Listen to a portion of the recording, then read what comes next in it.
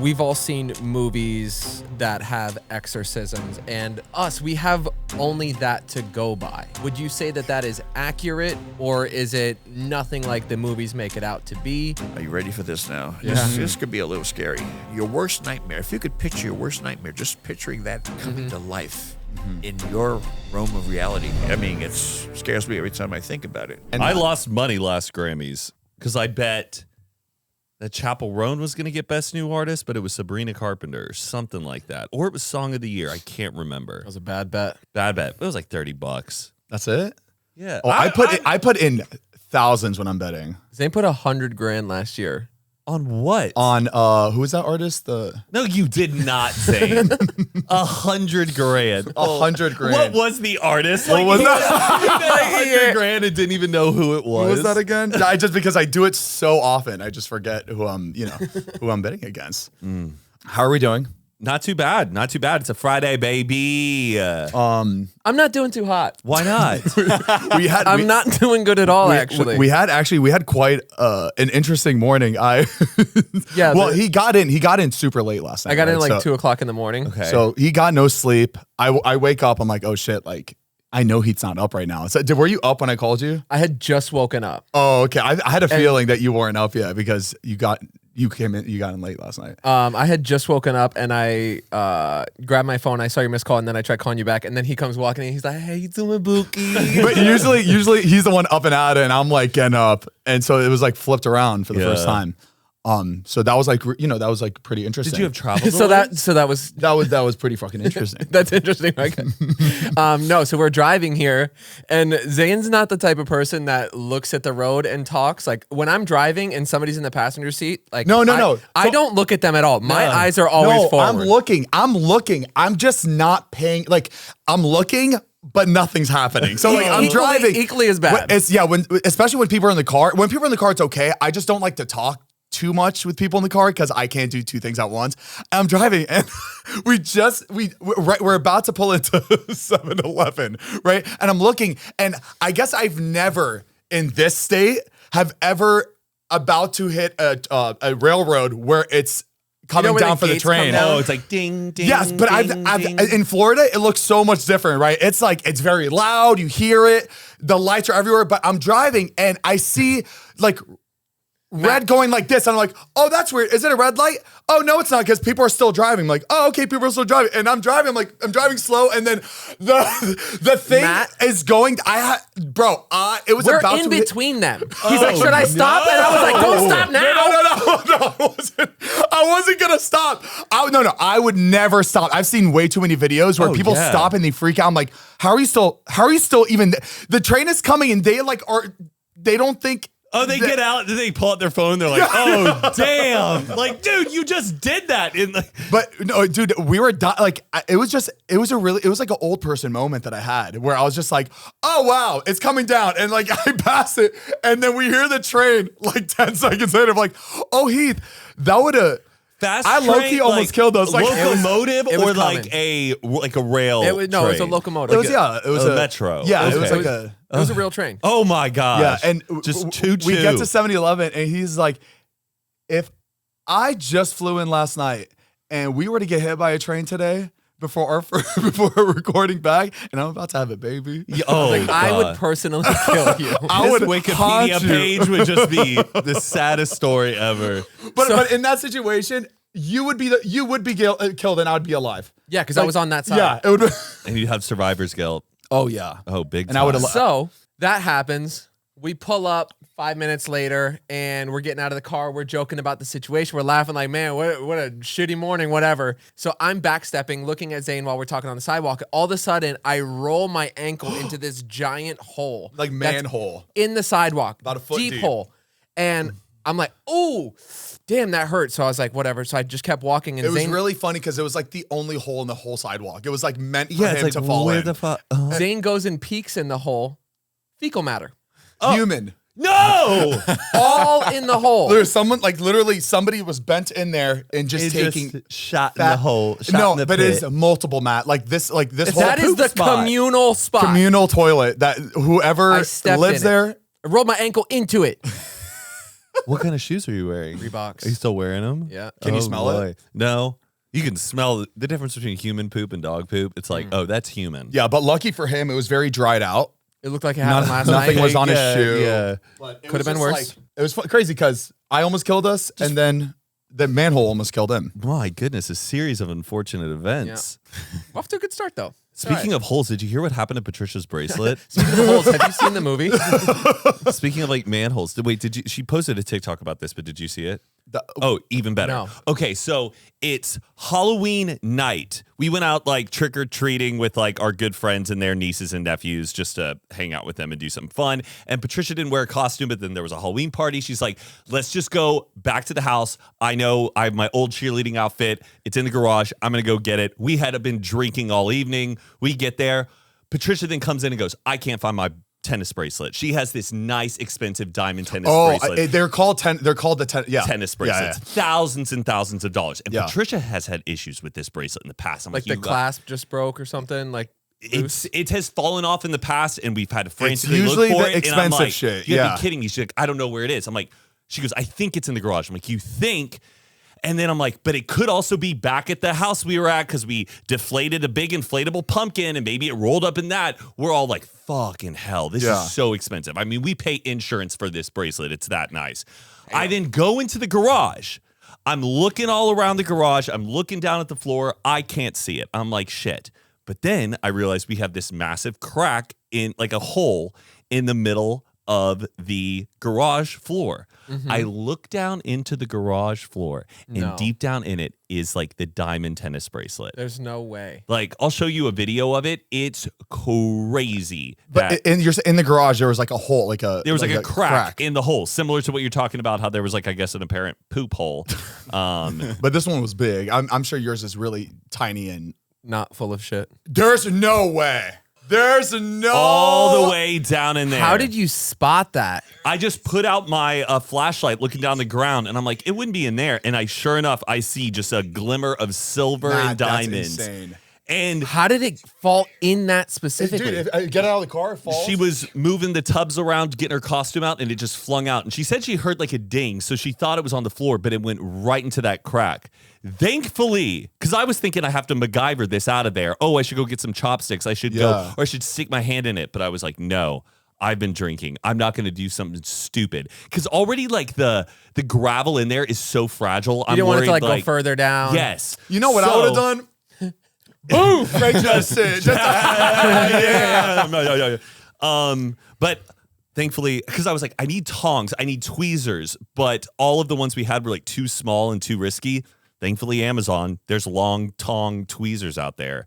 I Amazon Prime those for like the next long day. ones, or is just Super long, Oh, wow. little Almost forceps. like the thing to get the fish hook out. You got the clamp, the long thing. You Yes. kinda, yeah. It was like, oh, they're like medical grade ones, but we got that, went in, pulled it out. But it was just, we also like left it there for like 2 days knowing exactly where this Honestly, bracelet. that's probably the best spot you could just have it sitting in. But unless an earthquake came and just went, At just shook in that a little too deep. At least you knew it was in the garage. Yeah. And like had a good starting point. And honestly, good thing that she heard it drop. Yes. Because like you would have never again if she didn't know when she lost it, you probably wouldn't have checked that little hole. Right. And I think I'm glad I trusted my drunk detectiveness like vibe Yeah. that came out of me, thinking like, what if it went down there? Because also I could have seen myself on any day going in going, it's nowhere. Yeah. It must be somewhere else, and not looking that deep. Great little So moment. guys, if you ever lose any jewelry, check the cracks in your garage door or garage floor. You know what I never understood? Obviously, you get the girl what she wants. You talk about it. You know their style. I hate. You did good. No, I did what she wanted. Like, what do you? Yeah. You did a good job picking it out. It's like No, really, it was just her vision. I mean, I guess you did good bringing it to life. You know what it should be like? I mean, I know nobody will ever like this, but like in my head, this is genius. You get a fake wedding ring, propose to her, and then after she says yes, you go buy the ring that she wants. The exact you're saying one that just she in case she says no. You know, but you know what? Even then. Also, I think if you're not sure they're gonna say yes, Let's wait. Yeah, let's wait just a bit. I'm not saying in case they say no. I'm just saying getting the ring Even better. exactly that she wants. Have you seen Sweet Home Alabama with Reese Witherspoon? I have a long and Patrick time ago, Dempsey. but I forget what's it. In the beginning, I'm not spoiling anything. He proposes to her, but he proposes to her like she's in this dark room and the lights all turn on and it's like a jewelry store, like all to themselves. And he's like proposes, he goes, you can pick any ring you want. Which is like, I mean, it's like a cheesy move, but like that's like a scene where you're already there on the spot and you can walk down and pick whatever you want. That just reminded me. My dad did something really, really cute when my parents were younger. And I always think about this. It was like, I don't know, I think it's really cool, but they had gone into a jewelry shop and there was this ring that like my mom fell in love with. My dad knew that she really liked this ring. He ends up going back to the jewelry store, talking to the owner and setting up this plan. So the next time they go into the ring store, like a month later or whatever, just to go browse at stuff, they go up to the checkout and the owner goes, you're the 100,000th customer and you get a credit up to $1,000 to pick out whatever you want. Wow. All of a sudden, there was somebody next to them that was getting really pissed off because they were in line before my parents, and then they stepped aside. So then my parents had walked up. So they were like starting to get into like a little argument. Like I was here first. And the owner was like, nasty. no, well, this is just, it's the way it is. Like you're the 1,000th customer. And you get to have this credit to go pick out whatever you want. And my mom goes and picks out the ring that she had been eyeing. Check out. She's like this next to the lady. Ooh, you like this one? Yeah. She's ecstatic, freaking out, super excited, just won this like jewelry lottery, whatever it was. And for the longest time, my mom had no idea that my dad went in there, paid for the ring already, knowing that's what she wanted, had this whole bit set up that she was going to be the lucky whatever customer to get this credit towards the jewelry store. Oh. Wait, so he did that bit just to like, because he for fun? Yeah, because like, not that they didn't have the money, but it was like something that like, you know, it would have been silly. Do you think like, she would have talked herself out of like not getting it? Yes. Exactly. So my dad wanted to do it because he'd be like, well, I have to get it because of that. That's actually really smart. That's really. And he never told her for like, I think it was years that whole thing was like a bit. She really thought she won. It does because a lot of people do feel guilty. I mean, buying anything expensive, but the moment they're like, "You're the lucky person that's getting this discount," you just almost feel like, "Oh, this is faith." They're like, "Oh, I'm supposed to be buying this item." I have to. Yeah, you have to. I got picked. That other guy's like, they were mad. Speaking of weddings, we got new shelves in the studio. If you're watching, look at this. We are, it's getting there. We're slowly, steady making ourselves looking beautiful. Matt and Patricia, me and Mariah. We got y'all. I did not realize this was behind me. I'm looking at y'all's pictures, and I look over at this one on my right, and I'm like, I don't have a personal photograph. I was gonna say something, but I'm like, I'm gonna keep it to myself. No, it's right behind you. How great! Yeah, isn't that cute? Picture. Both of your significant others, and I'm with my mom behind me. Hey, she's your main woman. Yeah. And fuck you for picking that picture. You don't have many, Zane. Do you want to see the other picture I was going to put up? What was the other one? I was going to put up this one. Oh, Jared.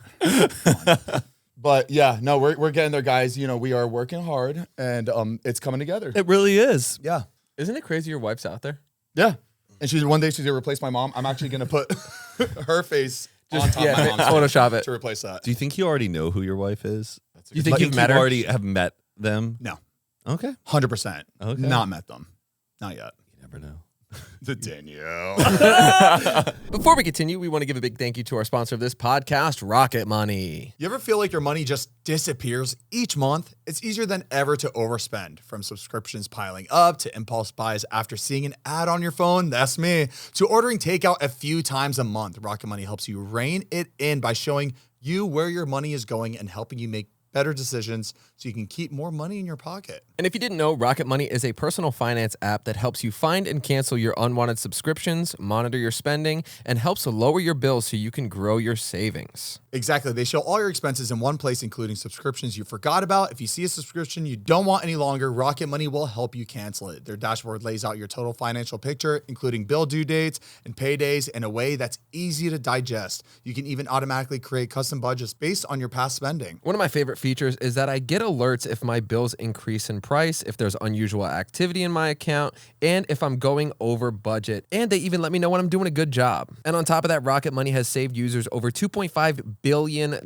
including over $880 million in canceled subscriptions alone. Their 10 million members have saved up to $740 a year when they use all of the app's premium features. So cancel your unwanted subscriptions and reach your financial goals faster with Rocket Money. Go to rocketmoney.com/unfiltered today. That's rocketmoney.com/unfiltered. One more time so you don't forget, rocketmoney.com/unfiltered. Rocket Money, thank you for sponsoring this podcast. We love you. Is Danielle dating anyone? No, but she isn't like trying either. Okay, she's not on apps or going. She's just not trying.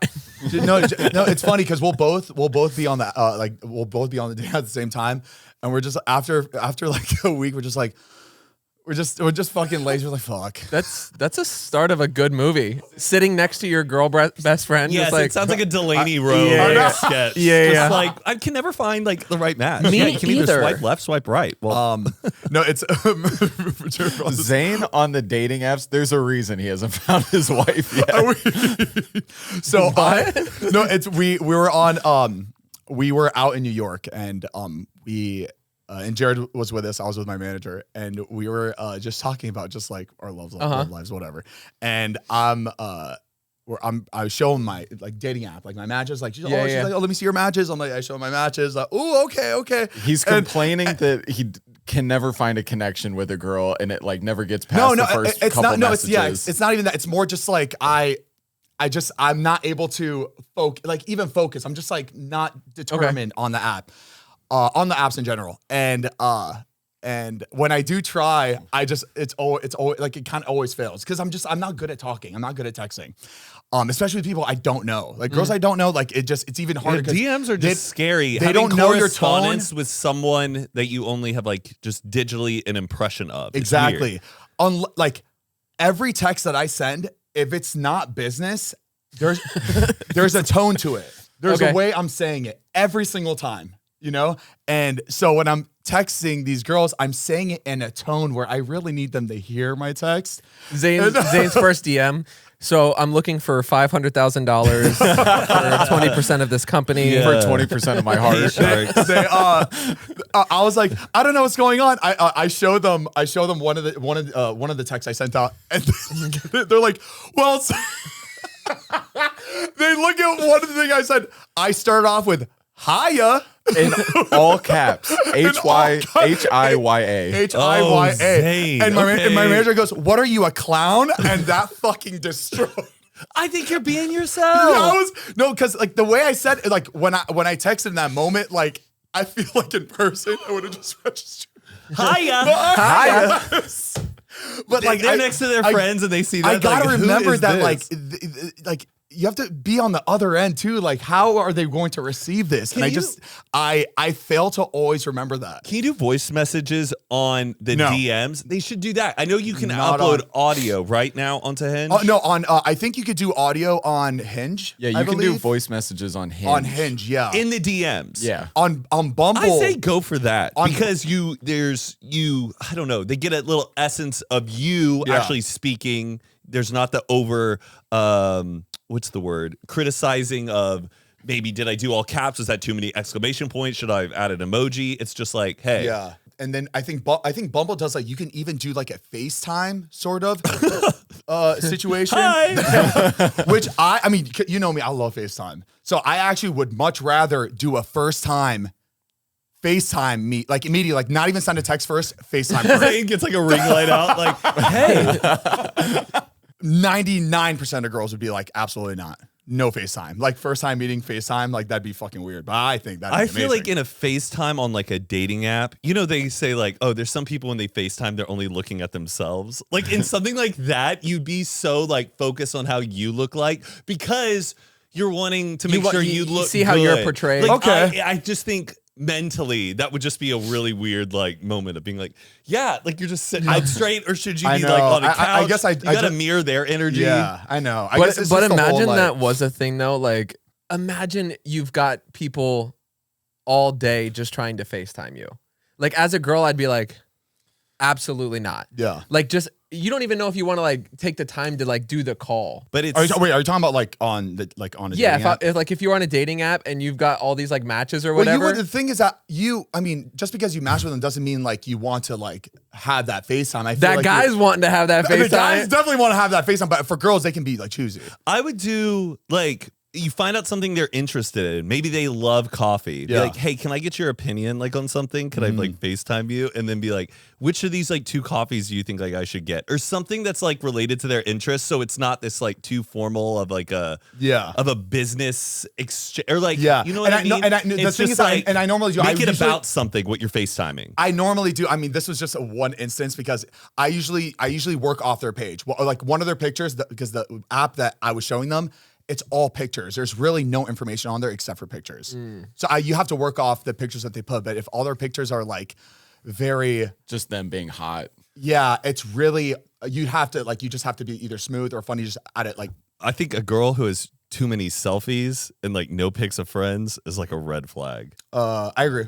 Like if it's just them like selfie all the time. And normally, it's like, and I don't even match with girls like that. Yeah. You can tell just by. Like, I remember when I was on dating apps, that was like one thing where I'm like, if it's just all selfies from a person, there's something off. Where I need to see that you have like a social circle. Yeah. You're friends with people.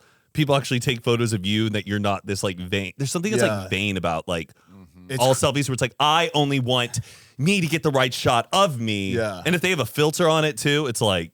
It's crazy how all respect, much of a resume it is. It's just like you want to make it perfect. It's crazy because our Instagram, we just post like boom, boom, boom. But when you're on the dating app, that's like you really got to cater. Every picture matters. Again, You're really trying to make yourself look as good as possible. Yeah. Like or like for me at least, when I'm curating my pictures, the last thing I'm trying to put is like a hot picture of me. I'm trying to like show my personality in every single one, but is that too much? So Zane in his bumblebee outfit. Just like, I would show some muscle, Zane. I would show some muscle. I wouldn't do like, your body reveal picture. No, him and his thong. No, you see, I would never do that. But I think that's crazy. There's like some good pics of you. I think like like in a little like white tank. Because I don't think girls care about that shit. They kind of do. Sometimes it's a turnoff. If you're like clearly showing off that the you're girls in the girls that I'm friends with, when they mention like they don't even find that shit hot. So just show your arms. I think you got good arms. I'm like, oh, okay. I would show just a little bit. Show that like you're working with something, but you're not just selling that. Yeah, like a big fat dong. Oh yeah, just a bulge. Zane's pics are all in gray sweatpants. Remember that fucking TikTok era? Slanging it around, trying to shake it as fast as possible. And you go to the comments, all kids. All right. It looked at me first. Hey, let's cut that out. What's the oldest pic of you on your dating profile pics? I don't have. Because sometimes I people don't have will an have old pic. photos up, like buddies of mine, like because I like to do an audit for a friend. I'm like, yo, this picture's like from 10 years ago. I do need to update it because Even 5 years ago is a bit of a stretch. Is me with blonde hair, so I need to update it with my brown hair because I'm not doing blonde anymore. Okay. Oh yeah, I should probably mention that I'm not doing blonde anymore, guys. I've listened to you. I've seen your comments. You hate it. I've seen it, and it also hit me that like I'm not a professional soccer player. I'm not a DJ. So why the fuck do I have blonde hair? Like You're an internet personality. No. That does not an excuse. That's not like that doesn't mix with blonde hair. You know what I mean? If I was behind the fucking DJ set, I was performing at Coachella, I was DJing one of the biggest after parties at Coachella, sure, keep the blonde hair. But no, this is a big yikes. That's right. The spikes. Oh, it was. If I was a DJ. Yeah, like that's sick. As a DJ. Should we talk about who we're like about to have on? Absolutely. Because I'm super excited. This is actually I'm so hyped for this guest, it's not even funny. Yeah. And this is someone that I never thought that would even ever say yes to a show like this. You know, like I feel like if I was Archbishop what is he again? Archbishop. Yeah. If I was in his position, I've been doing it for 40 years, and I got an email to come on this show, and I watched one episode, I'd be like, absolutely not. He probably not saw good it. for my brand. They need help. That's why he's like, yeah. I don't want to, but I need to. Yeah. I have a calling to go on. It's fun because we've talked about like we talked about spirits and ghosts and whatever, but we've never talked about like exorcisms really. No. We've probably made like jokes here and there in like different episodes about like whatever, but It's a very real thing. this is a very real thing. He is an exorcist. He's done exorcisms, and to be able to like learn more about that world, and he's been doing it for such a long time. It's gonna be. I just hope he does not bring anything with him in this room, because I don't have the energy to deal with something like that. Because if this happens today, and He doesn't need an exorcism. Well, no, And I I go think we have the home, best defense right now. and I go home and like my lights start flickering, that's it. Well, what's Done. weird is he sent us an email before coming on, basically just being like, hope everything goes well, like day of, when you're setting up. Hopefully there's no technical difficulties with the set or any equipment. We get in here, we start setting it up, and the cameras are flickering inside the camera. And we've never seen this Like, why? before in the 7 years we've been doing this. I'm gonna start crying. You get emotional too when stuff like this starts happening. Oh, yeah. I'll start bawling. Oh yeah. No, it's scary. I was swiping through a TikTok. The amount of likes on it, 666.6. I sent it to Jared. I was like, Zane, look at that. This morning, I have a gift card to go get a coffee, right? And I checked the balance. $6.66 left on it. I was like, today of all days, ever since we talked about angel numbers on the Zach episode, I've been seeing so many 666s, and it's freaking me the fuck out. And that's when I actually really want to ask him about his thoughts on 666. Like, does he believe that's a devil number? Like, when he sees it, does he feel something? Like, I'm curious to see what believe his in like. numerology, tarot cards, Ouija boards, all of it. Yeah, I got pick his brain. You know, I didn't even think about Ouija boards or anything like any of that. Yeah, I watched The Exorcist last night just to get my Prepping. like, self in like the mood. Ugh. And also because we started very early today too, and I knew I had to get up early, and just that, like, you know, when like you're sleeping, you're dreaming, but you know you got to get up at a certain time and your brain's morphing it. Yep. I was having just fever dreams of exorcisms and stuff. You know, I've never seen it. Oh, you should. It's a good one. I've seen like Scary movie. I've seen Making fun of the yes, exorcism. and I've seen like the clips of like the whole like in the bed, but I've never seen the full movie all the way through. It's way ahead of its time. So we're gonna be able to like find out how close it is. yeah, Didn't- are movies similar to it, or Didn't the actress break her back during that bed scene? Ooh, that's a great question. It was. I bet there was. I think it probably was something like that. I do remember hearing something about that, but I know the main one that I heard that's like really spooky is that Poltergeist one. Oh, We talked about Poltergeist that has like before. a series of deaths like associated with Yeah, that. that's production. crazy. That's like really weird. Yeah. So Yeah. So yeah, it'll he's- be interesting to know what's fact and what's fiction. exactly. Yeah, and Yeah. I The mechanical wonder. bed. I wonder if it's as. Why do I feel like, obviously I think the movie, you know, obviously movies are always like over exaggerating everything, Yeah. but I honestly don't think it's as scary as any of us think. I honestly think I'm guessing the most is like just sweating and heaving. Almost like, you know, when you see I don't know if this is like super offensive. Okay. You know, when someone's like like in rehab for drugs and they're in the bed and they're going through withdrawals. Going through withdrawals. I think that's what I feel like is what they're dealing. Like that's Sweating, what it looks like. convulsing, Yeah. kind of like having like but panic attacks. I Almost. don't think they're like they're. I don't Just think the they're projectile speaking in vomiting. tongues. Yeah, I Because think like that's in The all. Exorcist, the projectile vomit is so much. I'm like, you done? Where is that coming from? Like, huh? Yeah, and so, but what else? What was really interesting in that email? Because Jared brought up head spinning, and he's like, "Well, one thing.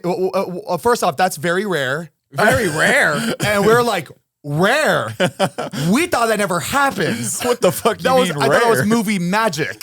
What the fuck do you mean rare? So I don't know, but I don't know if he's kidding or not though. What if he's just like? What if he's not even an exorcist? What if he's lying? What to if us? he's a demon? Oh, I don't know. We'll be respectful. Yeah, no, we definitely will. It is interesting that you say, like talking about the withdrawals and stuff, because I was doing a lot of research on like the famous exorcism movies and came across the Exorcism of Emily Rose, which is based on a German girl. Yes. And she kind of exactly what you were saying. It wasn't so much like the movie magic that they portrayed it to be, but at some point she's like stopped eating and became very sick and stuff like that, and eventually died from Spoiler. I'm kidding. from her like like her possession. Yeah. That's why it was really controversial because like some people were But- getting prosecuted for Yeah, it. the pastor that was exorcising her was charged with negligent homicide No way. Oh, wow. because basically they like instead of getting her actual medical help, they were going through this like religious practice and basically let her die. But a lot of the symptoms were kind of similar to withdrawals and like starvation. Eventually she contracted pneumonia. Like it was bad. Oh, shit. Yeah. How long, like the actual, not the movie, but like the actual person did that happen? Oh, it was over the course of like months. Was this back in like the 50s, 60s? I believe it was like around like maybe sometime before or maybe a little after World War II. Okay. She died 76. Died in 76. So 1975 to 1976. Would He's you- here, by the way. Story time on He's here? how I He's was here? possessed by Right. a demon. Do you think I literally don't know if this is fucking insensitive or not, but do you think that people back then they were saying that they had a demon inside them, but all they had was just like schizophrenia? Yeah. For sure, right? Yeah, that's a big case of it. Or just like fucking And I think he's mentioned, or this guy, a guest we're going to have on, exorcisms are very rare. Most of them are mental health issues. I mean, and for Emily Rose, or what's this girl's name? Annalise Michelle, like the real girl, 23 is when she died. That's like the age when schizophrenia kicks in. It's like your early 20s. Like that's when it really starts to manifest. So I guess that's a good question to So- ask him. Like, can you determine between like mental health? Also, mental it's like illness parents who are like in denial, like about just seeking medical treatment. Yeah. And they're also maybe super religious and they think that they're only looking at it through this yeah, kind of stuff. It's like all they see is demons instead of like a mental. yeah, illness. like almost like an off of Munchausen by proxy. It's just something Yeah. where they're just like, the parents are not. I listened to a podcast on my way here of a guy it was like the Exorcist Files. It was like a guy's podcast all about exorcism, interviewing guys like this. Mm-hmm.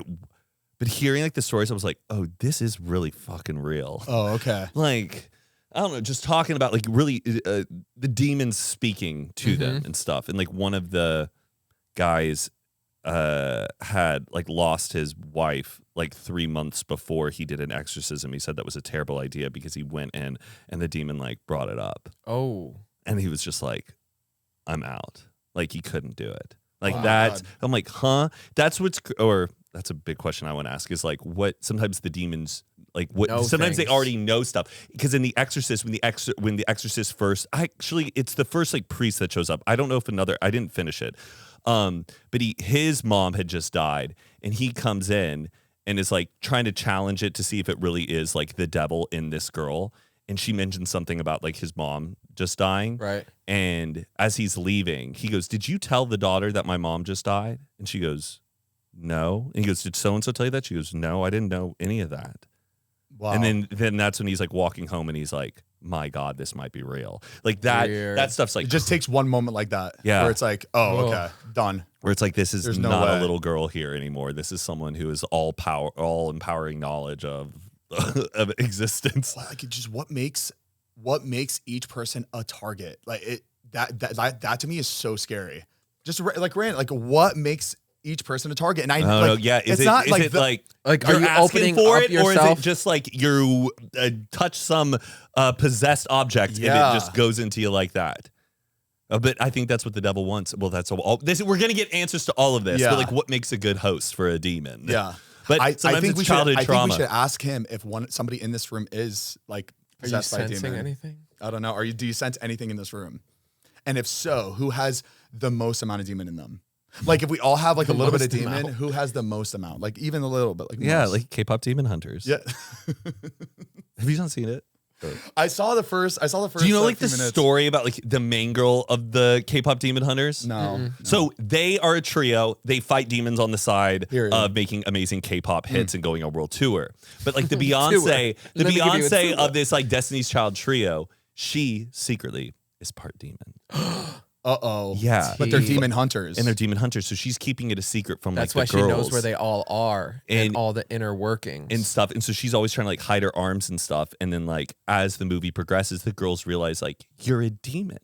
And they're like, she's like, I know, but you guys don't understand. Like, I want to fight the demons and stuff. And she like befriends like a demon who's like the boy, and they all like sing this amazing pop song at the end. She dies and then No, it's ha- beautiful. she has to- The she's a ending demon. transcends all space and time. That final scene of like, this is what it sounds like. so she got exercised. Where there's that trifecta and they're coming together above the arena and the whole audience is like, it's unbelievable. I cried, dude. I think you should watch that. I think that It's incredible. Pop it on. Just pop it on. No, I did. I tried. I think I need to rewatch it. I think I put it on when I was like a little tipsy one night. Try to cover up the demon stuck inside our head. Before we continue, we want to give a big thank you to our next sponsor of this podcast, Shopify. When we started this podcast, it seemed like we had to figure it out all on our own. Scripts, setups, filming schedules. It was super overwhelming, and every day seemed to introduce a new decision that needed an answer. When you're starting off with something new, it seems like your to-do list keeps growing every day with new tasks, and that list can easily begin to overrun your life. Finding the right tool that not only helps you out, but simplifies everything can be such a game changer for millions of businesses. That tool is Shopify. And Shopify is the commerce platform behind millions of businesses around the world and 10% of all e-commerce in the US, from household names like Mattel and Gymshark to brands just getting started. You can get started with your own design studio with hundreds of ready-to-use templates. Shopify helps you build a beautiful online store to match your brand style. And you can get the word out like you have a marketing team behind you. Easily create email and social media campaigns wherever your customers are scrolling and strolling. And best yet, Shopify is your commerce expert with world-class expertise in everything from managing inventory to international shipping to processing returns and beyond. So if you're ready to sell, you're ready for Shopify. Turn your big business idea into cha-ching with Shopify on your side. Sign up for your $1 per month trial and start selling today at shopify.com/unfiltered. Go to shopify.com/unfiltered. And one more time so you don't forget, that's shopify.com/unfiltered. Thank you, Shopify, for sponsoring this podcast. We love you. Okay, let's do our intro. Yep. It's Coffee Time, baby! Woo!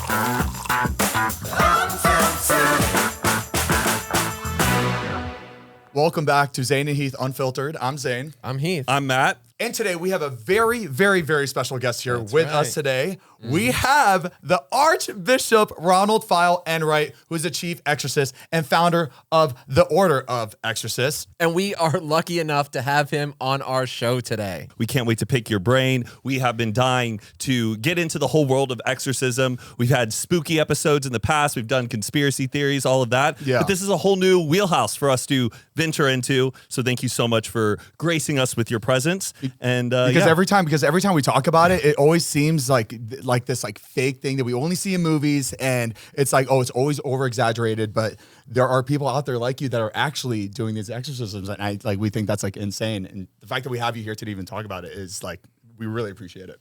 Well, I'm glad I'm here. Yeah, I'm thank you. glad I could be seen. Thank you for taking the time to come hang out with us for a bit. Yeah, so just give us like, a little skinny about your background, your journey of faith, and how you found yourself into this position. Well, first of all, it all started with a supernatural event that occurred in my life. Oh. It was very interesting. I was like 11 years old, if you can believe that. Most of the people that are in my organization are clergy, and their supernatural events also begin at a very early age. Anyway, my supernatural event was, I'm 11 years old. I'm from New York, by the way. What part? Brooklyn. All right. Nice. Yeah. In fact, I was actually raised in Hell's Kitchen. Okay. Go figure. It's just a fact, you know. Appropriate. It's like, okay, well, in any case, I'm in the shower in Brooklyn in Hell's Kitchen, and something happened that was really bizarre. There was a blast, like a light beam that just blasted through the bathroom window, and it was so bright that I had to close my eyes. It was just that bright. It was just super bright, like a blast of white, kind of like your waiting room. It's like totally white. It's amazing. In fact, as I stepped into your waiting room, I thought it was a flashback or something. Anyway, as it turns out, I closed my eyes for just a second, so it seemed like a second. And I saw myself in a clergy shirt and a Roman collar in some capacity in the church. And I was only 11 years old, okay? Yeah. I didn't really know what was going on. But then after that experience, I opened my eyes slowly, and I saw what looked like a very thick, heavy steam or smoke slowly like entering or exiting the bathroom, going through the window, and it just totally dissipated. And since then, I've been telling this story, I don't know, a couple of thousand times in my lifetime because it's really amazing. That was my first true divine, what I call vision, if you will. Yeah. Ever since then, I was basically attracted to the supernatural. Things started happening in my life. The first time, I started noticing things when things started flying off the counter by themselves. And I'm saying to myself, well, this is something I really shouldn't ignore because it's, very concerning.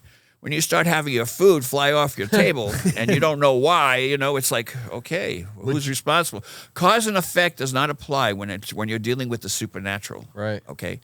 Because when it happens, you're like going, whoa, did that really happen? Maybe. And then, interesting fact, I have a very close colleague of mine who's a psychiatrist, and Dr. Adrian, he's on my program. I have a program also that's not as successful as you guys. Oh, please. Man, you guys have one heck of a studio. Thank you, Thank you very sir. much. Wow, it's like when I walked in, I thought I was in the entryway of a cathedral. Oh, Like, whoa. so you're saying we had like positive energy? You It feel was like, a lot of positive. Okay, and, good, good. normally white, when you have white all over the place, that's really good positive energy. When you walk into a dark room and the walls are painted black and there are no lights, you're bound to bump into the walls. And you're talking about evil. That's exactly where evil comes from. Exactly. You have the light and you have the dark. Right. And we try our very best to stay out of dark places. I mean, I do anyway. I happen to know that the world is full of sharp corners. Would you say most supernatural events that you experience, is it mostly positive or is it like half negative, half positive? What's the All my life, I've been interacting with dark entities, but I've also been interacting with entities that I would say would be from the light. I've had many angels that have appeared and I interacted with. Wow. Sounds kind of crazy. Mm-hmm. And at this point, your audience is probably saying, this guy's way off his rocker, Oh, no. Most No, people no. think I'm, I have a friend, like I said, who's a psychiatrist, and if I had some form of psychosis, I think he would be the first to let me know. That's a good friend. And I then also feel like you're inviting them into. I feel like people that don't invite them in, I feel like they don't experience it because I personally believe heavily in supernatural events like that. And I believe that people experience events like that. I just feel like I never have is because I feel like I'm not open to them or I'm not like really letting them in. You're half right on that. Okay, you're not letting them in because you're not aware of what's really going on around you. If you were, He kind of clocked me there, huh? He when said you look you're for it- unaware. Yeah, When you well, look for it, you'll find it. the thing is that most of us, we think we know what's going on in the world, and honestly, we don't. Everything's in the dark. Everything is just beyond our capability of understanding. Most of us are totally oblivious to what is referred to as diabolical events. You don't know about it because you never had the experience. Even though maybe you're one of those people that have, you've just finished murdering maybe 6 people, okay, in your building, and but you don't, you never had a demonic, involvement, so you have no idea what caused that per se. You might think it's part of your normal behavior. Mm-hmm. It's okay to kill people, if they get in your way or spit on your shoes, whatever. This is what happens when you live in an Italian environment. Sir. The point I'm trying to make is that you don't really know what you're dealing with unless you understand and you know what to look for. And when you know what to look for, guess what? You're trapped because the more see it you everywhere. know, the more things that you become aware of. Right. And the more things you become aware of, the more things that could actually interact with your space. So just to kind of backpedal on, you become ordained and you find yourself into this profession. When you were going through like ministry school, did you have a specialty already in supernatural exorcism? So when does that come into your life and you make that like your new expertise?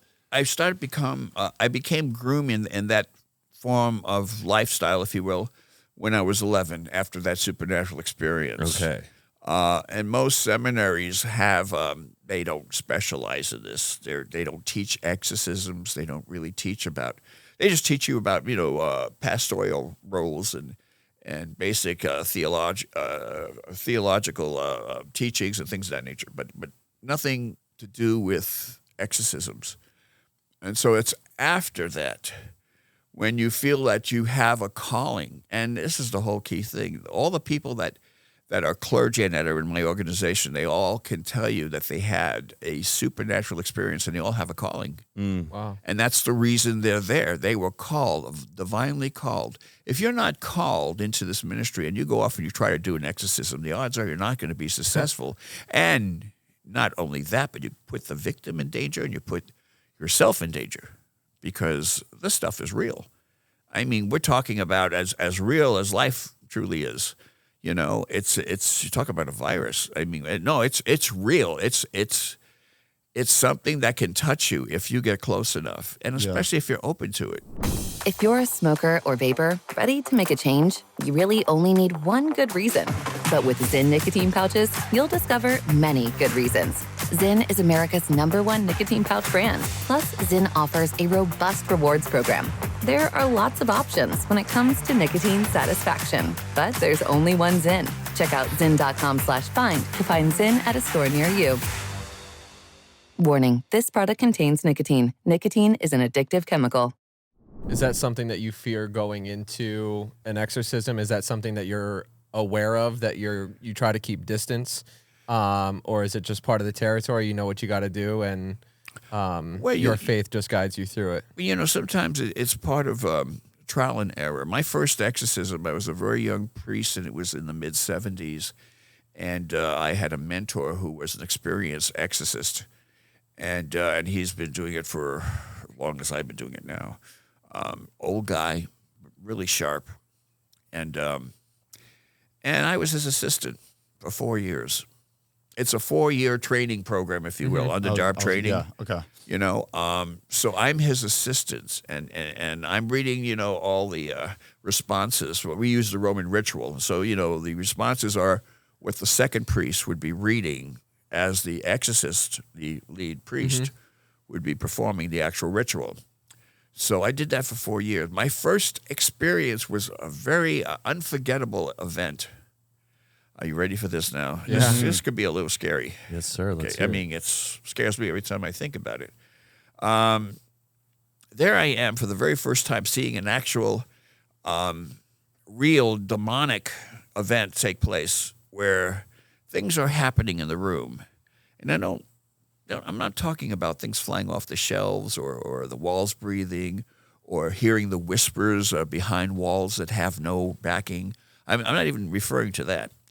I'm referring to something that is way beyond your comprehension. In fact, most of the time, a person in my position would never even reveal this because it's too shocking. And every word that you hear now is being absorbed into your subconscious mind, which means that it's altering your perception of whatever the subject matter is. So anything I say can create an opening for what we refer to as a demonic oppression.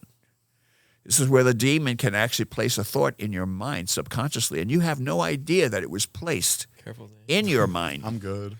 And as a result, you might witness your behavior going into a very negative state where you become hateful, where you become jealous, where you become where the whole world is you're in the center of the whole world, and the whole world has to bow down to you, or you'll go out and do evil things. Getting back to my experience, after seeing some of these shocking things in this room, it was me and, of course, the exorcist who I'm assisting, and we had about 4 team members. These are laity who actually do the first contact interview to see whether or not we have a valid case. And then I'll explain that a little further on if you like. Just in the beginning of the ritual, things started happening, and then I started feeling things. And there was an odor. The odor was such a terrible stench. I'm sure you've heard about this, odors, people who are, possessed, Yeah. Well, anyway, I realized that the odor wasn't coming from the victim. The odor was coming from me. I'm reading the responses, and the exorcist is performing the ritual, and I'm crapping on myself because I've never seen this event before. It's the reality coming back into play where all demonic. So the smell is coming from me. Okay, When you said it was me, in my head, you said right after, it's because I didn't shower. Yeah. Like, that's something. Nope, It was shitting coming his from down below. Yeah, Okay. You shit your pants. Wow. Yeah, so it's after it started running down my leg. The my mentor, the bishop, he looked at me and he said, "Father, are you okay?" And I said, "Well," and he says, "Yeah, I think it's time to take a break." So we decided to take a break, and it gave me enough time to clean myself up. But that was my first encounter with a demonic entity that was habitating in this poor individual. The victim was suffering. How old is this victim?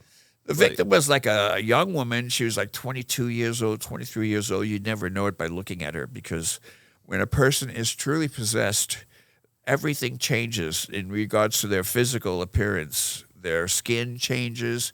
It looks like a dried up prune, if you will. Oh, yes. Dark gray color. Wow. Their eyes and hair can change color as well. It's interesting. One of the things that you know when an individual is possessed, one of the signs that we look for is we look into their eyes. Not in regards to the color of his eyes or whether or not it's solid. That's not important. What is important is the blinking. If they don't blink, something is up. Ooh. You know, it's a bodily function that you have to blink your eyes every 30, 40 seconds. Yeah. You know, it just lubricates the eyeball. When a person doesn't do that, there's something going on. When a demonic goes into an individual, it manifests itself in terms of personality and other traits that are not human. Me over blinking now, just to make sure I'm not. Like, Was this person, this victim, was she? I'm like, I don't even know how to ask this, but what? Did you get any information of who she was before? Was it like a family member who reaches out to you guys to go, I'm deeply concerned? Yeah. Oh, sorry. No, that's a good question. I'm going to go back to it a little bit. Okay. What we do is we wait for people to contact us. We have a website, www.orderofexorcists.com. People look at that, or they just do a Google search and they'll find our website. And we have a contact form. The individual would put their contact information along with details as to what their situation is. And then it's automatically emailed directly to my email address. And when I receive it, I look at it and I do what's referred to as discernment, because there's so much deception out there. Yeah, you know, there are trolls. people punking you. Yep. I get at least 2 requests a year from Lucifer. And so, you know, I'm pretty sure he's not reaching out to me. But the guy, you know, is saying I got one that was from Trump. That was, no, seriously. This is only about maybe a week ago. It came in. I just said Trump, and I said, really? Now, interesting enough, I received a letter from President Trump last year. actual Letter. not a- Yeah. On September 26th. If you look on Facebook, I have it posted all over the place. Anyway, I received a letter from him, and he just acknowledging great and thanking. The best I've ever seen. Demons, best I've ever seen. I know. But yeah, I mean, I received one in 1983 from Ronald Reagan. Whoa. And in that was a presidential commendation, and then back in 1989, 1993, one from Bill Clinton. Okay. And it was a presidential thing. Wow. Yeah. Anyway, when a person has demonic issues, what they do is they contact us. Once we receive the email, I look through it. If it looks like it's valid, not from Lucifer, but, it's valid, then I would contact all of my members, and I give them a mass email with a cut and paste copy of the letter. And so when it goes out to all of them, I have members in 24 countries and in 18 or 19 states. Wow. And we've just been going on for almost 5 decades. Yeah. So it's a long time, in the process. And people are, this is like a needed thing, It's like a dentist, If the first dentist never practiced his art, the odds are we'd all be sitting here without teeth. Yeah, exactly. True. So it's a really necessary, especially in the spiritual world, if you believe in that kind of thing. and you're crazy if you don't. I mean, the miracles happen all the time, every day. Yeah. I mentioned angels, and I have fantastic angel stories to tell you. But I think we're here to talk about demons. So We can end it on a good note, though. Yeah. You know, I do want to hear about the good ones. Yeah. Okay. Those are nice to hear too. Okay. For possession itself, how does one become possessed? Like, how is the host chosen? There's a few ways. Okay. Of course, the most well-known way that most people would say would be if you invited into your space people that play with Ouija boards or things in this nature, where they want to open up a door to the other side, and when they're doing so, they have no idea what's going to come through. Even in the scripture, it says that the devil can disguise himself as an angel of light. And some people believe that they're, what are they called, spirit guide. This spirit guide could come through and help them in life, but rather it could be a demon disguised as something good. And if that be the problem, then all kinds of things could happen. Everything from not only demonic possession, which is extremely rare, but then you have demonic infestation. Now, this is very common. A demonic infestation is like a haunted house. Someone in the house opened the door to the darkness and invited the darkness to come in.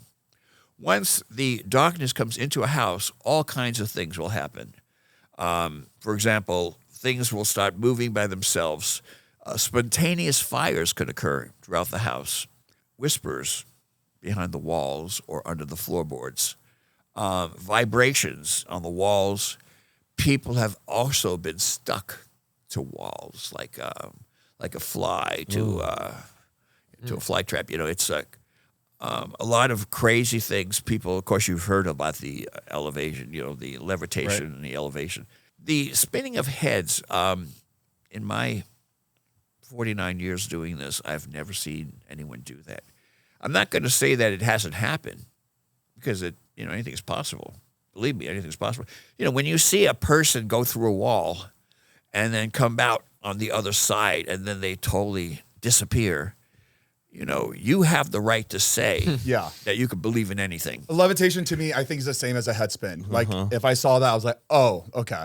And the thing is that every case is totally different, so you never know what to prepare for. Is there like the severity level? Are some more possessed than others, or is it pretty much similar? Some people have may be possessed by one demon, or a person can be possessed by many demons, multiple demons. Wow. You have a multiple possession. The priest would do the ritual, and then if he's successful, he has to come back the following day and get rid of the other ones. You know what it is? It's like being in the real estate business.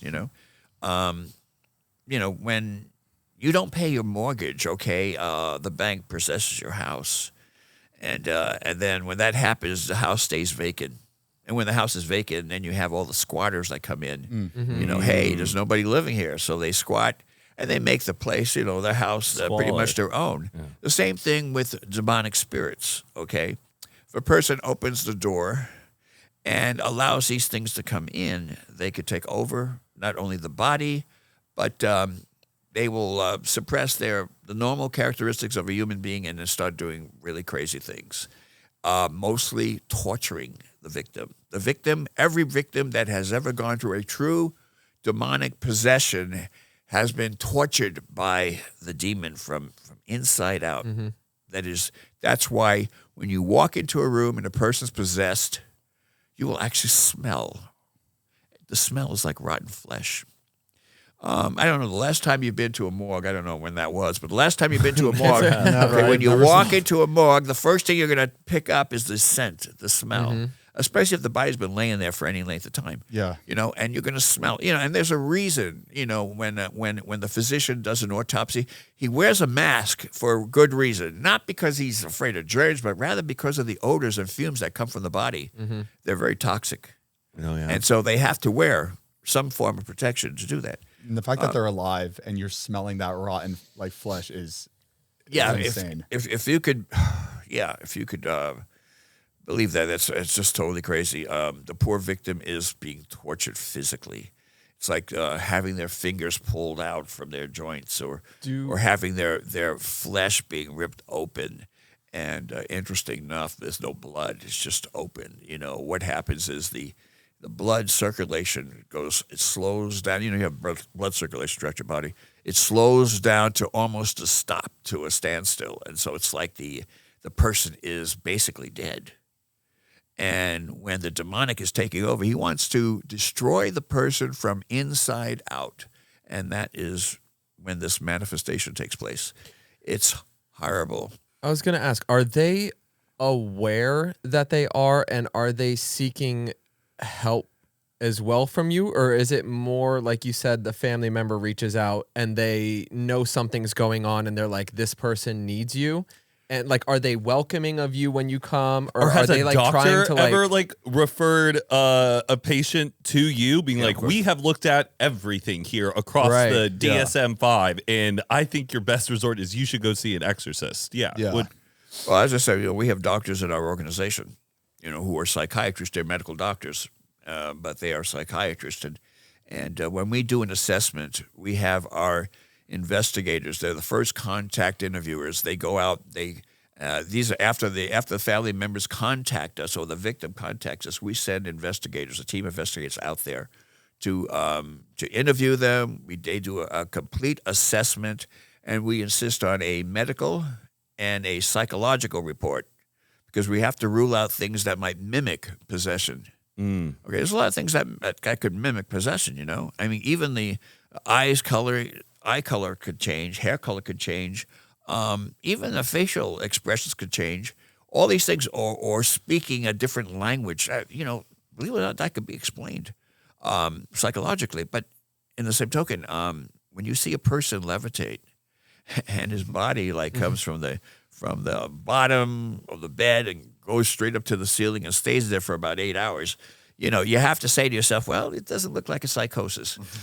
But actually, so we have to make that determination. And so back in the early 80s, I created it's an actual protocol that we follow. I refer to it as the process. And the process is done when we send our investigators out. They have a questionnaire that they go through, a questionnaire which I designed almost 40 years ago. The questionnaire focuses on 3 sections. First, their health, questions about their health, health history, what they may be going through, their psychological health as well, the mental status of the individual. And then, of course, we look at the third category, which is the most interesting, and that would be the manifestations that are taking place around the individual. The manifestations could be anything from things that are floating in the air and they just continue to float, or cold spots in the house, or it could be the cat. Maybe the cat is frozen in time and sitting in a corner and not moving. Animals are very receptive, by the way. I mean, I believe they that, can pick up on certain things that we can't see. Different frequencies, of course. Yeah. Yeah, it's the same thing. With dog whistles. We can't hear the sound of a dog whistle. The dogs can. But there's something about our reality. We're like in the middle of multiple channels of reality. We could see what we could see based on the channel we're on. But the supernatural is between channels. So it's just beyond our senses, just beyond our comprehension. And some people in fact, this is really true in most cases, when a person passes on, and it comes back to life, near-death experience, they come back with abilities. They come back with things that they didn't have when they left. They come back with abilities to listen and to be very intuitive. They come back with things and abilities to see things that most people can't see. And this includes themselves, of course. But after the experience, they have all of these amazing abilities. It's like once you pass this realm of reality, you go into the other, and then you come back, you bring back something with you. You're talking about when after you get extras after. No. No, Just I'm talking about near-death experience. Remember okay, I told you about the guy that Near- passed away and came back, and he can talk. You're talking about your. The person that was at Thanksgiving. Yes. That I told you about. Very similar situation. Yeah. It's interesting. I go back to some of the people that I've known in the past, and you would not believe their stories. In fact, they're so horrifying I wouldn't even repeat them, because you'd have nightmares for for days, months, years. It may even alter your whole perspective of life. Mm-hmm. I don't want to ruin your lives, guys, but I will try to keep I really it. want to hear, but I am scared of you, of everybody hearing that, like hearing like the really Like scary scary stuff. Yeah. shit. Because I don't mind hearing it, but I think that'll be a good warning if you're listening and you don't want to go any further. We'll probably dive into some darker stuff. A question I have, we're in the exorcism. We are confronting this demon. What type of energy, as you as an exorcist, are giving the demon? Because you can't treat it really with respect. You have to be more powerful than it. Are you ever trying to challenge it, or I want to say mock it, or try to poke holes in its power to make it doubt itself and to become smaller?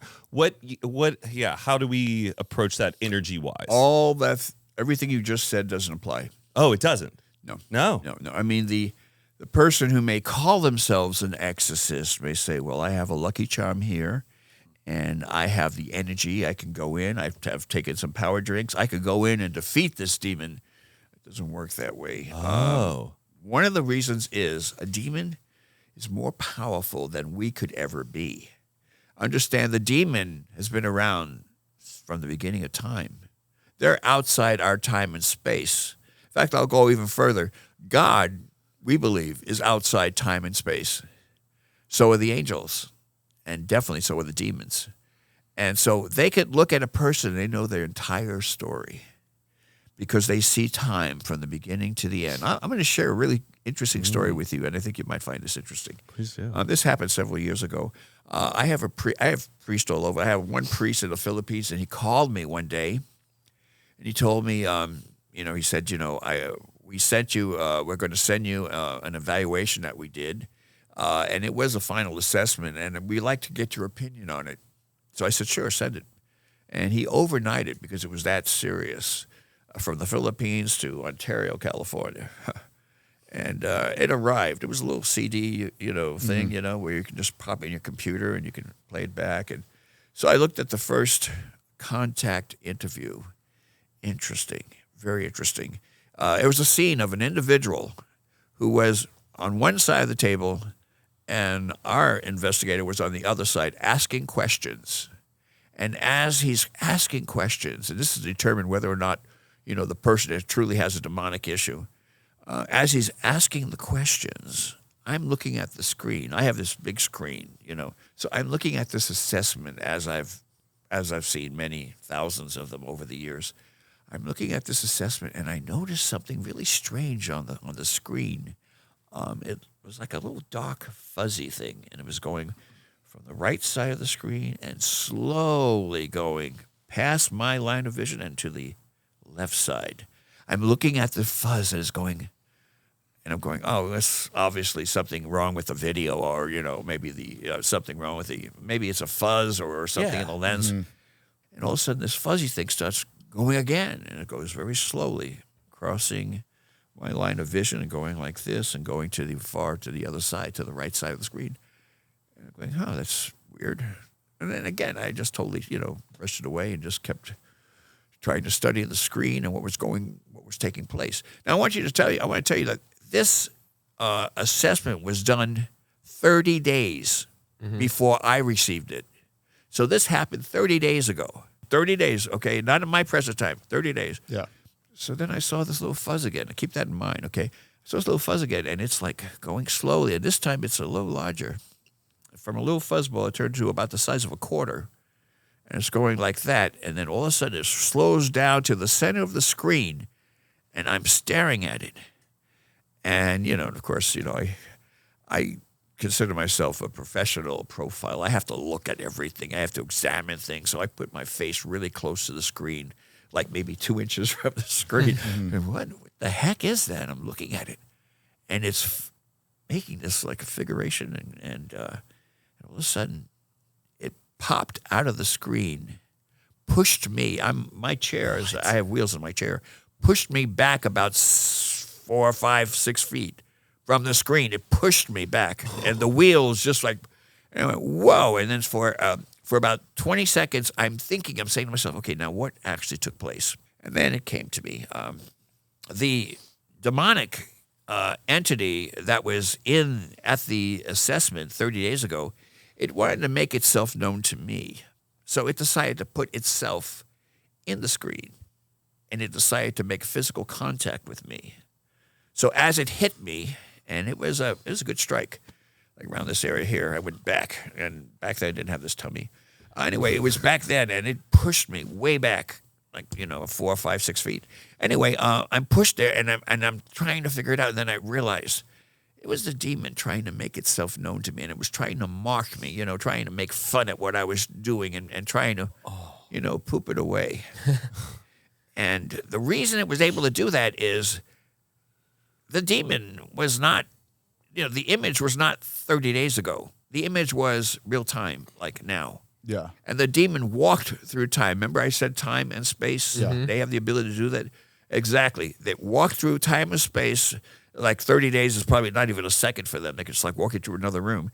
And there I am looking and studying at this case, and the demonic actually decided to interact with me by trying, number one, to scare the daylights out of me. It didn't scare me. It just confused me for, I was taken back. I had to figure out what exactly took place. It took me about 20 seconds to do that. Yeah. But then after I gathered my thoughts and I realized what actually happened, I contacted the priests in the Philippines. I told them the whole story of what actually happened. And I'm talking on the phone, and he's talking on the phone, and we're using a landline, and all of a sudden a third voice comes on the phone. Interesting enough. Now, the third voice was very garbled, had a very garbled voice, and decided to call us by our first names. Called me by my first name. Ronald. And said, hey, haven't you learned your lesson yet? And I'm going, what the heck, And I said, Father, so-and-so, is there somebody with you? He goes, no, I'm by myself. Was he hearing it as well? Yeah, he heard it too. So we're both listening to this thing. And then all of a sudden, it kind of like put him through a state of fear, and he had to hang up. He hung up the phone. I'm still talking to this thing. And he's telling me about all the events that I was recently involved in regards to doing assessments and doing rituals, and he's telling me about these things and telling me that he's been around for some time, and he actually goes from one victim to another. And so he knew me from years ago. So he just simply like, are you having a changed his conversation with him, or is address. he just talking and you're just listening the whole time? He's talking, and I'm just listening to him because I'm shocked. He knows about details about my life, what I've done, the people in my team, the people in all of my teams, and also, things that are totally confidential. In this ministry, everything is confidential. Reason being is the victim has to know that none of their details will ever go out to the public. That's the real reason why you never see a ritual of exorcism take place in front of a camera, because it's one of the most terrible, horrifying things a person can go through. It's like it's like being in front of the world and being humiliated. Uh-huh. So is it like sometimes they'll film it, right? Because you're talking about one instance that you saw the interview. That's only for us. That's only so I could see what the interview is. See, I have to make the final determination as to whether or not I feel it's a valid case. And then this is after I receive information from our psychiatrist. They give us, because they're reading the psychological profile, and they're seeing whether or not, there are some recognizable signs that may hint some form of psychosis.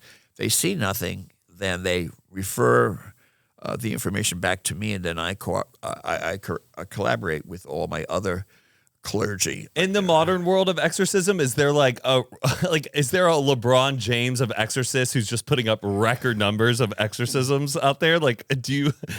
Is there some top dogs that looking at them? I mean, you're maybe I am already looking at them, but it depends who you ask. Yeah, it just depends who you ask. Okay, and if you ask someone who actually knows, they probably would give you their best guess. I don't know. How do you accept payment? Do you do Apple Pay? Do you accept tips? Or do you do it free of charge? What does an exorcist charge? I don't know what the typical person out there is charging. I could tell you one thing. Our organization, and I've trained a couple of hundred priest over the years, and I've trained thousands of investigators over the years in regards to our method. And one of the things I make clear to everyone who joins our organization, that they are not to charge a penny. We do everything free of charge. You go to our website, you'll even see, we even make a note of that. If somebody wants to give us a donation, that's fine. But we do not ask for money. And the reason being is there's a biblical text that says, freely given, freely received. And so we try to follow the scriptures very closely. And we do that because we want to be successful. When we do a spiritual a ritual, we want to make sure we have God's endorsement. Okay, and to do that, you can't do it if you're charging, because then you have other motives. Now, there are exorcists, I know this for a fact. I won't name any people, and maybe you know who they are. But there are people that say they're the real exorcist, and they charge $1,500 per ritual, $800 for a telephone consultation. Oh, boy. Wow. And that's what... it's more than a lawyer. Yeah. Wow. And then, so there are people that charge money. We don't charge. We don't charge anything. And maybe that's why we're still around. It's been almost 49 years now.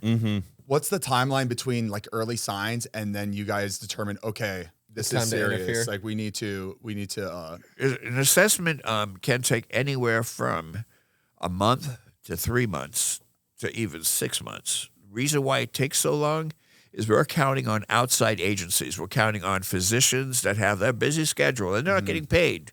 They're not getting paid to give a psychological report to a third party. That would be us, of course, or anyone else. And so because that, we have to wait on them.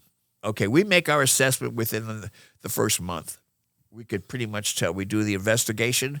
We investigate the individual. We investigate the house, because if it's a demonic infestation, we need to know if the house has any history, like, let's say, some type of demonic worshiping in the basement, or somebody was killed on the premises and invited the spirits, or maybe forming black magic, which is a real thing. Yeah. You always do it in their home? You're not meeting at like a common ground, like somewhere? It's always in there? Has to be in their home, especially if they say that they're possessed and they're living in the house. Right. You have to find out if it's a demonic infestation, right? If it's a demonic possession, which is rare. Demonic oppression is very common. In fact, I don't want to scare any of you, but very real in your lifetime. You've probably had some form of demonic oppression that you may not even be aware of, because it could come in and then slip out, depending on your lifestyle. Or you might even have a demonic oppression right now. I think when I was on my vape era, I definitely was in my demonic moments for sure. Also, when I was drinking 6 days a week, I was probably when the demons were when they're really nestling in there. And that's why it's called spirits. Exactly. Yes. Oh, very good. What do you do after a successful exorcism? Do you go get like drinks after? Do you treat yourself to a nice dinner? Like, are you like hooray, hoorah, but just another day? It's interesting. The process before and after is quite different. The process before is we fast for 3 days. We do nothing but pray, meditate, and try to focus in on what we're actually doing in the victim. And that's what we do without any outside distractions, no TV, no radio. It's kind of boring. But for 3 days, we do it for self-protection, if anything else. Then when we walk into the time to do the actual ritual, okay, they will do the ritual, and after the ritual, if we're successful, glory to God, we could walk away and we put their names on our list for aftercare. Okay. Aftercare is very, very important. I have a good man who's on our podcast who he's the guy who's been in the ministry for 65 years. He's an exorcist. He's done exorcisms in Africa, in South America, and all over the place. Anyway, he's a really, and of course our psychiatrist is a famous guy too. We have a lot of interesting people that could answer questions in regards to the darkness. The darkness is very real. If you don't believe me, just turn the lights off and let's see what happens. You ready to do that? You want to turn the light? No, I don't know. No, I'm good. I love watching these programs, where they're like they're filming a paranormal group and they walk into a supposedly haunted place. and they scream to the top of their lungs, "Hey, demon, if you're here, make yourself known." You know what? If that ever happens, if the demon ever makes himself known, the first people to run out of that house would be all of those investigators because they just don't know what they're dealing with. Yeah.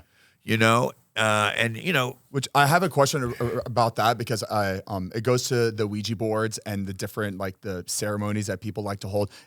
I want to ask a question about that because I feel like for people even listening, if they've ever played with a Ouija board, like during a sleepover or whatever, is how serious is it when, like, do you have to be in the right state of mind in order for it to work? Or can you just pull out the board and just be like spirit, like mentally you're making a joke? That's an excellent question. I mean, it's an excellent question. Like YouTubers. Great job, Zane. Like, YouTubers. I'm going to tell you about the Ouija board. Yeah. Okay. First of all, it was a game, created a long time ago. Yeah. It's basically a piece of cardboard, some symbols on it, Can it open the portal to another dimension? I'm going to say yeah. But you know what? So can a pencil. So can a piece of chewing gum on the wall. It could open up another dimension. Why? The power is not in the gum or the pencil or even the board, which is a Ouija board. The power is within your mind, called the intent. When you intend with your full attention, if you put your intent, if you intend to contact someone on the other side, it's going to come true. Whether you use a piece of gum, a stick, or a Ouija board. Oh, that's There's really nothing magical about a Ouija board. The magic is within your mind. Your mind is a powerful instrument. And when you focus in on the Ouija board for the sole intention of creating a portal so the demons can come through, then guess what's going to happen? Yeah. Because it's your intent. The whole key to any type of scenario like that, the whole key is your mind. Your mind is a powerful instrument. It's more advanced than any computer that's ever been created. More advanced than AI, believe it or not. Because of all of its connections, we can do amazing things. Do you know that there have been scientists that have studied this, especially psychokinesis? You know what that is? Psychokinesis is the ability to move things with your mind. And that's focusing in on something. There've been a lot of great documentaries done in Russia where they showed you a lady that was just going like this with her hands, and pencils on the table just moved and just flew off the table. And this is done in scientific settings where there's no trickery involved. The mind could do amazing things. In the Catholic Church centuries ago, there was a priest that was able to levitate while he was doing Mass. And again, witnessed by many people. We have the ability to do so many things. The scientists are still studying the brain and its capability. And we may never know the full capacity of the brain. But if you have one of those life-death experiences we talked about earlier, you're closer to actually channeling in on those various parts of your brain where you're able to do amazing things. Wow. So it's interesting to think about. What are your thoughts on ayahuasca? Do you know like the ayahuasca ceremonies? Like psychedelics. But that one's like different. I feel like people really. Okay. Let me give you my first opinion. My first impression. Okay, anything that is mood altering and creates the ability to create things that you would normally see. These mood substances. Okay, when you do that, your defenses, your natural defenses are way down. You have no defenses at that point. Some people, even in psychiatry, they call the critical facility of the brain. And that has a lot to do with what's going on when you suppress your defense mechanism. And you do that, anything, and I mean everything that's in the spiritual world can go through you and can even possess you. Best alcoholics I know are pretty good demon-possessed suspects because they do crazy things. I've seen someone do really some disgusting things I won't even talk about because I don't want you to have a physical reaction and throw up all over your nice clean desk. Wouldn't want that to happen. yeah, so things are happening all the time. Do you think this spiritual warfare, like you said, has been going on since the beginning of time? Do you think it's getting worse? Do you think it's more present today than it used to be? And like, I don't know how many cases you take on a year, if those numbers, like we had talked about earlier, are increasing. Like, how many do you do every year, like on average? In regards to numbers, nobody really knows. I mean, I could take a guess, but pick a number, and I'll say sure. Why not? Like, do you do like 300 a year or I was 20 thinking, a year? I was thinking like 20. Like, Well, this week, let me put it this way. This past week, I've had 4 cases. Wow. And then there are weeks I have no cases. And then there are weeks I have 10 cases, 15 Okay. cases. And that's only from within my jurisdiction. Right. We have members in our organization that they have their own autonomous jurisdictions in other parts of the world. And they may keep their own numbers. do priests ever get like possessed, or is there like a chance that priests could get possessed of during course. yeah? Oh, yeah. Oh, for sure. Why? So, like, you remember you were telling us the situation with like the little fuzz where the demon like pushed you. Why doesn't it try to, instead of scaring you, like why doesn't it try to enter? Well, it can't scare us. Okay, it will try to frighten us. Fear is an instrument that the devil will use, the Satan will use. So we make sure we work on that fear factor, and we make sure there's no fear there at all. If anything else, things become challenging, but not fearful. So we don't even deal with fear. But to answer your question more directly is yes, we could get hurt physically. I almost lost my life in 2013, and this is documented. I was in the hospital for 30 days, San Antonio Hospital in Upland, California. I was in the middle of a ritual. It was in San Bernardino, and I had a room full of investigators with me. I had one priest with me. I'm doing the ritual, and out of nowhere, I was struck 3 times right here on my left side. This is 2013. I mean, it felt like a 2x4 or a sledgehammer being hit 3 times here. Meantime, everyone's watching. Everybody is, and I think we even had a camera in the room. But the point is you could see my body. My body just literally, it buckled. And then I had a very difficult time breathing. It was like almost impossible to breathe, to catch my breath. Immediately after the ritual, I had to go to the hospital. And so I was sent to the hospital under my doctor's advice. I was admitted immediately. They found a 2-liter sack of blood wrapped around my heart, right here, wrapped around my heart. And that's what was preventing me from breathing. And the doctors, this day, they don't understand how I could succumb to that kind of condition. I was in the hospital for 30 days. I almost died. But I guess it wasn't time for me, because here I am. Yep. Unless you're interviewing a ghost. But I assure you, I'm not a ghost. So I didn't make it. When But after you got hit the 3 times, is that when you stopped? You're like, oh, too painful, or you just pushed through it and you kept going I with pushed through it, which almost killed me. Yeah. And I got to tell you, the pain never went away. I still have the pain even today. Every day I suffer. I suffer physical pain.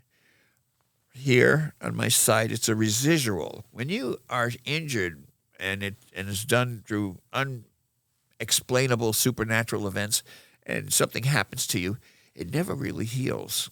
You feel the sensation, and you'll feel it for the rest of your life. I remember even the director of the CDC came to the hospital to see me because they couldn't explain how I succumbed to this. And so, and they put me in isolation. It was interesting. There's one place I don't like to be, and that is, it's 2 places. I would not want to be in hell, but I wouldn't want to be in the hospital room either, because it's just as bad. I really have no control over what you could do, and it's not a good thing, even with a TV set. But I could tell you that one thing: the pain, you'll feel it forever, and it never really goes away.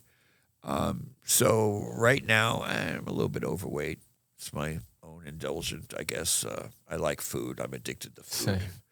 Yeah, well, you're skinny. I mean, but I'm pretty big guy. But Anyway, that makes me look more intimidating, I think, especially when I go down the Skid Row areas and hotel managers and some of the owners of the hotel would call us because they'd have crazy things happen in these hotels in the Skid Row area. People would hear banging on the doors and there's no one there, or screaming down the hallway, Hotel or Cecil? things like that. All kinds of stuff. And half of those hotels, by the way, I have to tell you, are haunted. They have something going on supernaturally.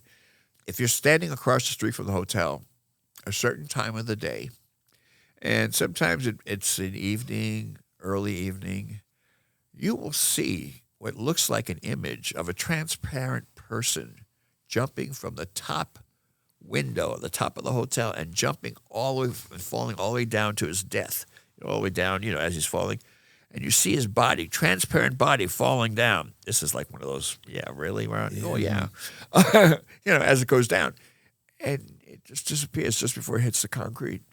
What is that? What some paranormal investigators would call it, it's like an old tape playing back, I'm sure you may have heard that. And maybe it happened. Well, we know it happened sometime during the Depression. A lot of people jumped off those roofs and high windows and so on. And unfortunately, it was an unfortunate time in our lifetime, but that did happen. And people will swear by it. I even have a picture where somebody took a picture of someone jumping out from the top window. It's transparent. I should have brought it, actually. Oh, wow. Yeah, I'd love to see that. And they actually caught the image. You could see the guy, and he has like one foot on the ledge of the window, and the rest of his body is like falling off, and it's super cool. Wow. Untouched. And I used to have we have a lot of stuff like that in terms of, if you want to call it evidence, or signs of something real. Yeah. It sounds like, really? Yeah. Oh, yeah, really. Right. Yeah. Oh, I was going to ask you kind of along the lines of that. Like, we've all seen movies that have exorcisms, and we have only that to go by, right? Is just a portrayal of what it would be like. Would you say that is accurate, or is it nothing like the movies make it out to be? Or, like, what's your interpretation of that? Movies are meant for one thing, and that is entertainment. Right. They're meant for entertainment, and of course, obviously, the better the entertainment and the special effects, the more money comes in, and of course, they all profit from it. It's great. But the reality has nothing to do with entertainment. In fact, it has more to do with nightmares that people go through in life. The real thing cannot be publicly exposed to because there's just some things that you should not know about. And sometimes it's better off that you walk around, live your life with blinders on, because if you really actually knew what the reality is in regards to demons, and I mean, I could tell you a lot of stories, but in the detail and the things that are really people would call gross and horrible, those things are never portrayed because most of all, they're in great detail. They're not known. Everything is done behind closed doors. This is serious And everybody, stuff. the investigators, everybody does a pretty good job in just keeping it. Well, what happens when we have new investigators, they will, if they are going to last any longer, last for any length of time, they'll be with us for a week or two. Most of them that will see something supernatural and they would be scared to death and they'd never return. A lot of them will simply quit, and maybe they were paranormal investigators at one time. They'd quit that because they realize that this is real stuff, horrible stuff. It's again, your worst nightmare. If you could picture your worst nightmare, just picturing that coming to life in your realm of reality. I mean, we're talking about some really scary stuff. Does but that to answer your only- question, The Exorcist, they have. They even have some tape recorders of other real life things. Conjuring is a pretty good example too. I feel like they do a pretty scary job of. Even though we're not paranormal, we don't associate ourselves with the paranormal investigators. The big difference is a paranormal investigator will look for haunted locations and try to prove their existence. We wait for the people who have been victimized by the diabolical forces, and they come to us, and in most cases we're the last line of defense. We're their last hope. Mm-hmm. And what will happen is three things. They will either be delivered through the power of God, glory to God. They will not be delivered and wind up in mental institutions after several attempts, and we're not successful. And the third would be suicide. Suicide is something that occurs quite often, especially in demonic oppression. People, demons, they will not hurt you. They will drive you to hurt yourself. Mm-hmm. Mm-hmm. They will make it where the circumstances will seem to be so helpless that you'd want to end it, just for, the relief, the instant gratification of that is like so important to a lot of people that are down to their last, holding on to their dear life. I feel it's bad to say, but I just feel like being forced to be in a mental hospital in that state where you're possessed, I feel like it's so much worse than suicide. Like being just like you have no help at that point. The doctors are not there to like help to take this demon out of you because that's what you guys do. So they're just like pretty much. Quick story, if you like. I'll give you another quick story. Yeah. Okay. And the funny thing about these stories, the funny thing is kind of a loose term. Yeah. Nothing funny about what we're talking about.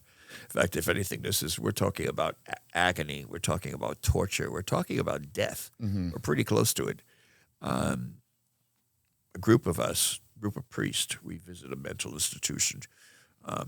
And when we went to the ward, we had a request from a family member who wanted us to go and visit this one patient. And they normally would not allow us to go in unless we had special permission. So it was a group of us, we went in there.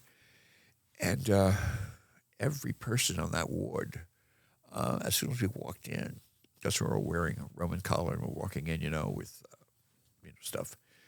And we walked in there, and every one of them stood up, looked directly at us as if it was uniformed. They all went up at one time, like that. And they just stared at us as we walked past them. And as they stared, it was like all robotic, It was like going, kind of creepy, actually. Right. You know what my life is? My life is, as in my role for so many years, I feel like I'm in a Stephen King's movie, Yeah, I bet. And so, and things like that are happening all the time. I mean, even in my own house, I have things moving. Yeah. Those kind of things happen all the time. In my place of residence, I have an office. It's a freestanding building. It's about 200 yards away from my house, on my property, and in the house or in the office, I have transparent doors, French doors, and I see spirits all the time. I see dark spirits. I see angels. Every person, every clergyman in our organization will tell you the same stories. We see things that most people don't even know they exist. We see the dark entities. We see the white entities, which are transparent, a silhouette of a Mm-hmm. It's kind of like an outline of like a figure. Outline, yeah. And I see them all the time. Fortunately, I haven't seen any around here yet. That's good. Right, well, good to know. But we haven't walked outside the office, so maybe. I'd love to know because I tripped and fell in a hole of poop on my way into the set today. So I feel like somebody might have pushed me into it on purpose. Okay, so we have a fun little segment that we want to play with you. It's called Heaven or Hell, where we're going to pull up different objects or different things, and you just tell us if it's heaven or hell.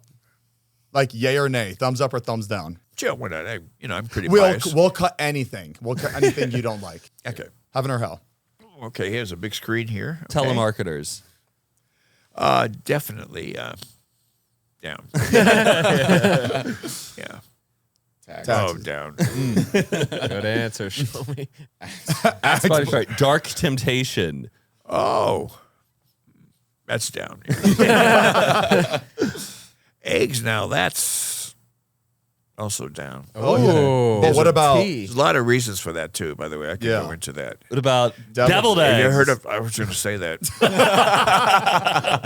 That's exactly what I was going to say. That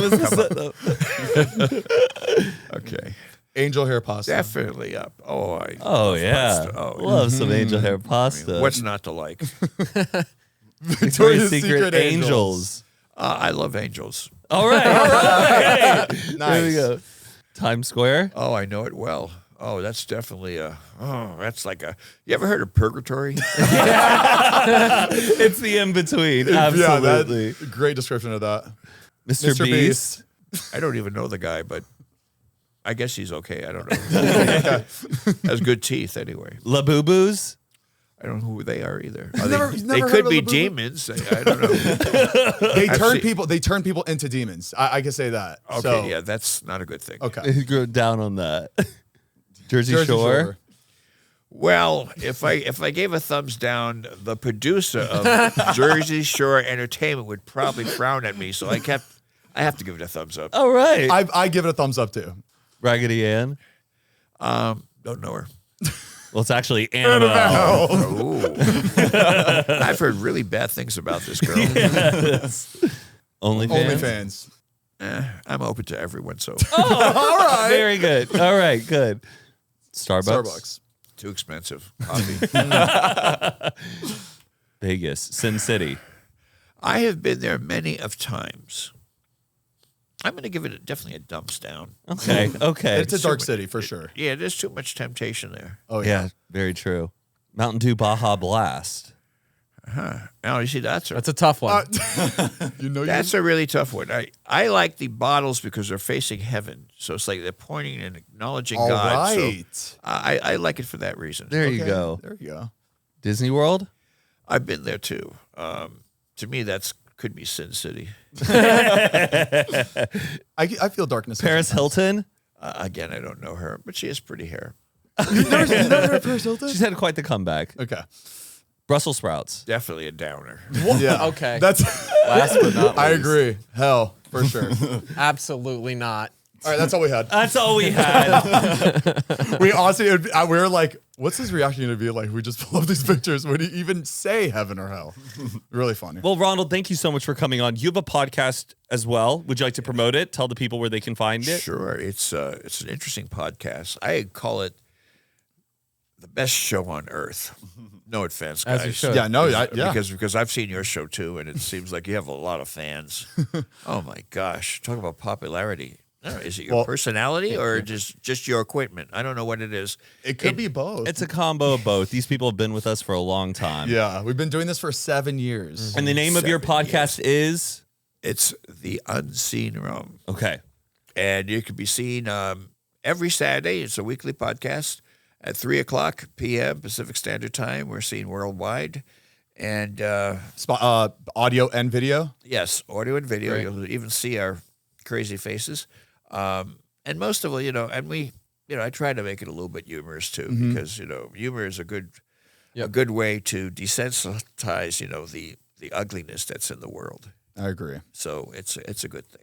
All right, Thank thank you you so so Thank much. you so much. Yeah, we for loved coming having on. you. And yeah, that's it. You're very welcome. Thank you.